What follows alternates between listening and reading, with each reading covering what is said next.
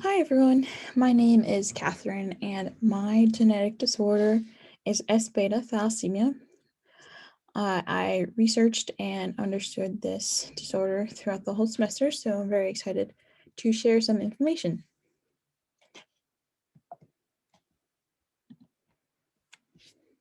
Today we're going to go over the pathology and prevalence.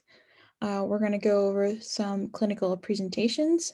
We're going to discuss the genetic trait it's associated with as well as the mode of inheritance. We're going to discuss some options for genetic testing and treatments as well that are performed for this disorder. So S-beta thalassemia is a hereditary blood disease. It is associated with the hemoglobin subunit beta gene, also known as the HBB gene. This disorder is known for its abnormal shape of the red blood cells. So as you can see on the right, there's a picture showing the shapes of the normal red blood cells and the shapes of the thalassemia red blood cells. If we break the word down, the S stands for sickle cell trait thalassemia. It is a type of sickle cell disorder because there are three types. The beta also stands for beta globulin chains, and the emia stands for the blood. I've also learned that thallus is a Greek word for Mediterranean, so it is known as the Mediterranean blood disorder. This disorder is much more prevalent in the Middle East, as well as Mediterranean region and Southeast Asia. As you can see, 1.5% of population is affected by this disease. It tends to be a rarity in the US with a 0.4%, and this is from data from 2014. The prevalence has definitely increased in the United States, but the exact number is unknown. Another perspective to think about how much this disease is prevalent in the world, one out of every 100,000 people are affected with this disease, and overall 60,000 newborns are born each year with the disease.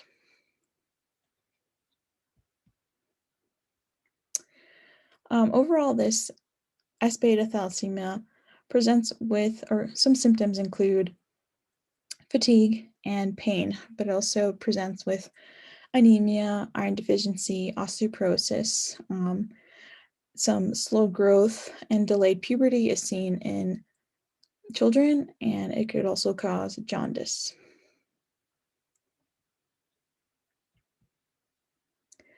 Some complications of this disorder include chronic leg ulcers, enlarged spleen or kidneys. It can lead to stroke or sepsis, and these complications are also signs and symptoms of chronic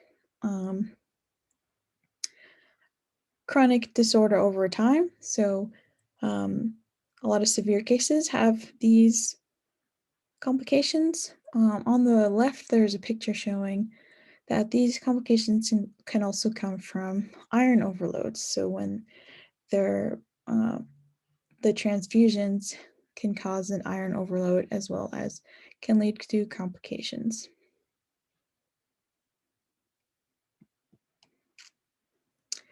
The genetic trait that is involved is the HBB gene, which is located on chromosome 11. The center picture shows that beta thalassemia is caused by a point mutation. So one change in a nucleotide causes a change in the sequence, and it also causes a stop codon to be expressed. So I'll put this down a little bit, any change in the stop codon is called a nonsense mutation, causing a beta globin deficiency. On the right shows the structures in hemoglobin and in the red blood cell. So it shows the B chain, the A chains, and some iron molecules. And this is the correct amount of structures that is needed for the proper distribution of oxygen in the body.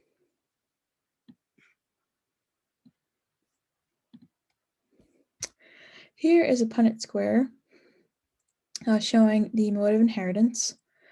As you can see, it is passed on in an autosomal recessive manner. So here it shows the father and the mother being carriers, which makes a 50% chance of their children being carriers and a 25% chance of a child being affected with the disorder. Here's a more detailed mode of inheritance. This is a pedigree chart showing it is also in an autosomal recessive manner. So as you can see, the red indicates the beta thalassemia disorder, and the S sickle trait is indicated by the black. The most important things to take from this pedigree chart is that there can be S trait carriers, but it is not expressed unless there is a beta thalassemia gene expression. So they have to both occur together to be expressed. I've also indicated that there are higher probabilities in consanguineous marriages, indicated by the curved lines between the couples. So this is more prevalent in consanguineous marriages and in their cultures. Some options for genetic testing include premarital screenings, such as blood tests, which are non-invasive and done and analyzed in a PCR method. There are some prenatal options, such as amniocentesis and chorionic villus sampling, that are a bit more invasive and a bit more risky. There are lab tests, such as LabCorp, that physicians can go into and order the test, and patients can go to a local LabCorp lab and get those tests done. There are also direct-to-consumer testing, including the Blueprint Genetics company, that send home kits to your home, and you just take the test and send it back in for results. I found that some insurances cover genetic testing, such as Blue Cross Blue Shield and Kaiser Permanente. I found that one type of Blue Cross Blue Shield of North Carolina does cover the genetic tests for S beta thalassemia, but they do not cover the prenatal tests. There are also some US states that include testing for the S beta thalassemia disorder and newborn screening tests, but it's not overall mandatory yet in the United States. Some treatments include blood transfusions. Depending on the severity of the disease, they can be as frequent as every 2 weeks. There are medications and supplements and lifestyle changes that can help manage the disease. There is also hematopoietic stem cell transplants, which is a treatment used for more severe cases. They are also studying this treatment to almost have it be as a cure for the disorder. So this is given to more severe cases where all other treatments have failed. Another gene therapy that is being studied is the CRISPR-Cas9 technology. So this is working by taking a sample of the red blood cells, altering the HBB gene that causes the abnormal shape of the red blood cells, and reintroducing it back to the individual, and then having them rebuild their red blood cells to a normal amount to help them bring oxygen into their bodies better. Again, it's being studied. It's not exactly a treatment being offered, but it has shown a lot of success. So in conclusion, overall, S beta thalassemia is a genetic blood disorder passed on in an autosomal recessive manner. I've mentioned it is more common in consanguineous marriages, so that is why it is more common out in the Middle East, in Africa, and Southeast Asia, because that is involved in their culture. Prevalence has increased in the United States, mostly due to migration.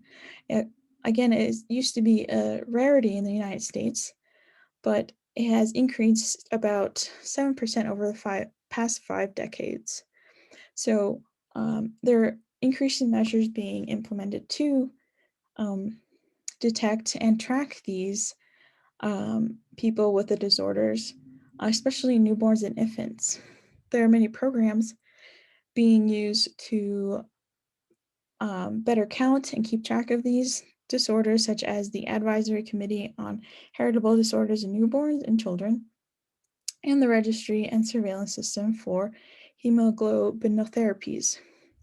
So these are programs established to keep track of those individuals again, keep track of carriers and those affected, and provide information and provide overall better health care for these people, because this disorder can be fatal. Um, and of course, it's increasing in numbers here. So there are measures being implemented to include these screening tests in newborns.